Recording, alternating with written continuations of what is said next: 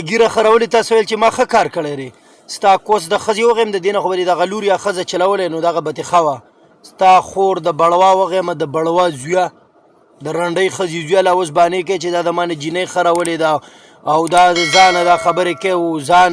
ستا ښځه وغیمه چې کله دې خلک په سوشل میډیا باندې پرېږدي نه دي ګوري نو ته بیا دا ښځه هغې کله یو کار وکړي کله بل کار وکړي کله لور بربنډه کړي کله ښځه بربنډه کړي ستا کوس د ښځې وغیمه ته ځان ته پښتون وې د بړوا شاه زویه د بړوا شاه زویه ته د اسلام د سنتو پسې د پیغمبر اسلام سنتو پسې ته خندا کې کوني د دې نه خو به دې کونه ورکولی هغه به دله ښه وې یا به دې دا لور چلولی یا به دې دغه ښځه چلولی یا به دې په خپله کونه ورکولی ستا د خور مخ وغیمه د بړوا بچیه ته د اوچانۍ ته بړواشی ته بړواشی ستا خور وغیمه د رنډۍ ښځې زویه چې ستا نه وارو بار خطا شي نو ته څه نوې نخرې شروع کړي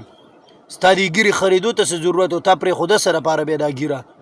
د رنډۍ ښځې زویه زما دا میسیج ورته خامخا ورسوئ زه د ده په ښځه هلکان اچوم دی زه پرېږدم نه چې دی څونه شی دی د ښځه د بړوا وغیم د بړوا شاه د ټول عمر کونه ورکړې ده او دغه لوریانې چلولي دي دغه لورو علیشه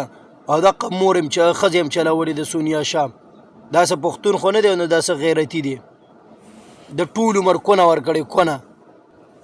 چې د جان خبیب دی دغه رنګ په ښځه سورېږي